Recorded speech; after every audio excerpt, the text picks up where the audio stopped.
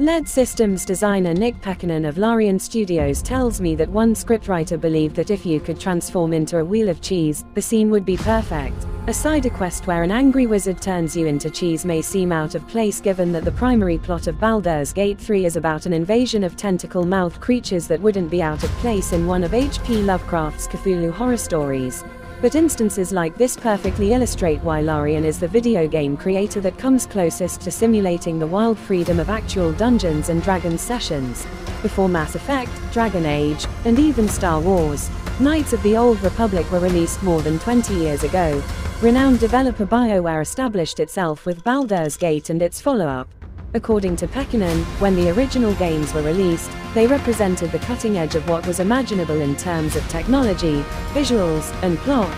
The goal of BioWare was to create a game that was as aesthetically pleasing and technologically advanced as was humanly possible at the time.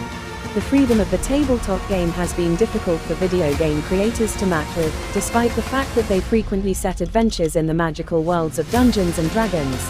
Around a table, a player playing the role of the Dungeon Master, who is also a writer, director, and storyteller, can improvise and respond, narrating what happens next, whereas video games can only accommodate the behaviors that game designers have predicted from players. For example, when an adventurer unexpectedly says they'd like to burn down the friendly-looking inn instead of asking if the bartender knows of any local gossip. One of the earliest video games to strive for the flexibility of a tabletop D&D session was Baldur's Gate. You might use force to break up confrontations, break locks rather than looking for keys, and choose quests that would take your company of intrepid travelers down wildly diverse storylines.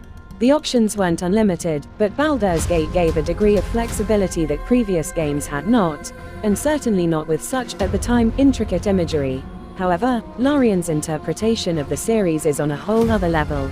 The team has created a universe that seems to react to your every action. When you play as a druid, you can change into a bear and communicate with any animal you come across, gaining access to information from a chatty squirrel that a player without that skill couldn't.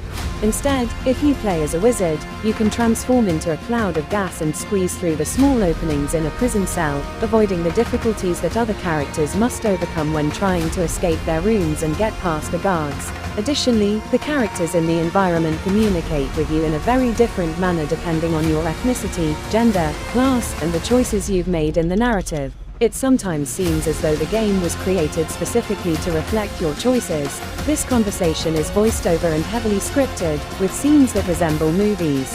Baldur's Gate 3 isn't made feasible by some mystical technology. Instead, 400 developers from studios around the world have spent 6 years developing layer after layer of actionable options and custom answers. Time and money are the keys to this. According to Pekkanen, the scope of what needed to be done was just massive.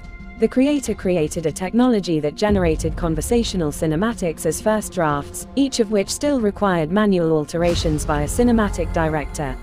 Additionally, the game has been in early access for 3 years, during which time hundreds of players have provided comments on what they would like to accomplish in a scenario, encouraging the creators to increase the variety of encounters. For the world to seem like their own, Larian felt it was crucial to provide such a variety of content that it was difficult for a player to see everything in just 1, 2, or even 100 playthroughs. In order to build an imaginary world that you can think is as free and adaptable as the ones that players construct around a D&D table, a sizable team of authors, illustrators, coders, and designers have lavished extravagant care on hours of scenes that many players will never see. And that's how you wind up wasting precious, expensive development time making a cheese wheel that can bounce around and release obnoxious gas clouds. According to Pekkanen, when you reach that density of possibilities, players start to feel that whatever they try will succeed, and the rules of the game world start to dissolve, leaving the player with a fantasy world they can actually believe in. If you like what you see in this channel, please consider subscribing. Thanks so much for watching.